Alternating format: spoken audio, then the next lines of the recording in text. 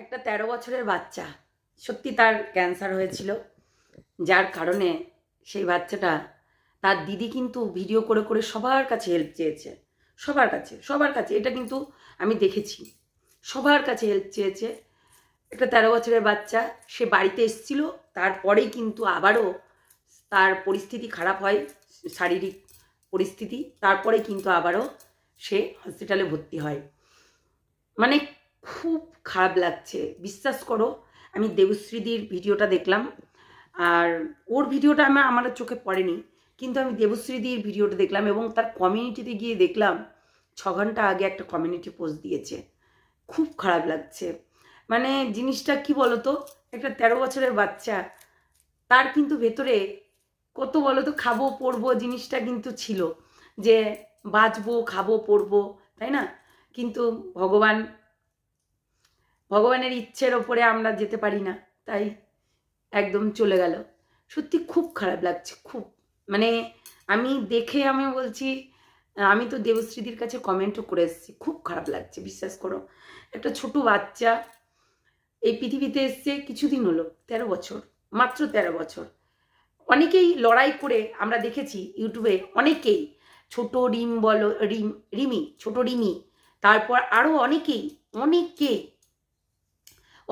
এই রোগটার সঙ্গে কিন্তু বেশ জড়িত, অনেকেই। তারা কিন্তু সবাই লড়াই করেছে, প্রায় সবাই লড়াই করেছে এবং জিতে এসছে, কিন্তু এই বাচ্চাটা আর বাঁচতে পারলো না। সত্যি খুব খারাপ লাগছে, কেন একদম ছোট তো, ওই জন্যই আর কি, খুবই খারাপ লাগছে। ভাবো, এই ছোট্ট বাচ্চাটা দুদিন আগে বেশ কথা বলছিল, কিন্তু আজকে সে নেই। সত্যি মানুষের কার কখন কিভাবে ডাক আসে মানে বলা মুশকিল। আমরা এত অহংকার করি, এত গর্ব করি, এত অনেক কিছু করি, কিন্তু এইগুলো যাই হোক, দেখেই সত্যি খুব খারাপ লাগছিল। আমি সঙ্গে সঙ্গে আমার বান্ধবীকে পাঠালাম যে দেখো, এই ছেলেটা কিছুদিন আগেই আমরা শুনলাম আবারও সে হসপিটালে ভর্তি হয়েছে। অনেকেই বলেছে ভেলোরে নিয়ে যেতে। আসলে কি বলতো, লাস্ট পর্যায়ে যখন চলে আসে না, তখন আর বাঁচানো যায় না, বিশ্বাস করো।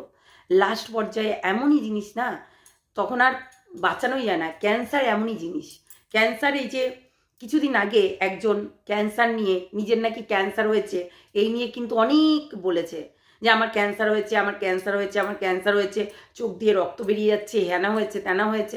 কিন্তু আমরা দেখছি সে মিথ্যা কথা বলছে, মানে মিথ্যা কথা বলে চ্যানেলটাকে দাঁড় করিয়েছে।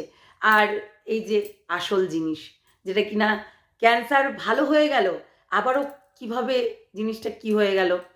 আসলে কি বলতো, খুব বাচ্চা তো, সহ্য করতে পারছে না, অনেক ইঞ্জেকশন নিতে হয়, অনেক পাওয়ার। ওই যে যখন রিমিকে দেখতাম, ওর পুরো ব্লগগুলো দেখতাম, যন্ত্রণা ভোগ করতো এবং ওর মা এগুলোকে বলতো।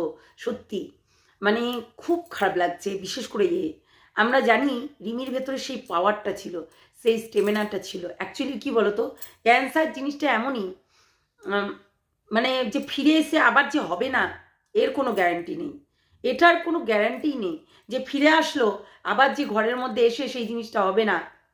এটা কিন্তু একদমই গ্যারান্টি দিতে পারে না, ডাক্তারও দিতে পারে না, মানুষও দিতে পারে না। তো এটাই হচ্ছে কথা, মানুষ কি ভগবানও দিতে পারে না। মানে যাচ্ছে তাই বাচ্চাটা সত্যি আর আমাদের এই দুনিয়াতে নেই। তাই ভগবানের কাছে একটাই কামনা, যেখানেই থাকুক না কেন ভালো একটা জায়গায় তাকে স্থান দিও।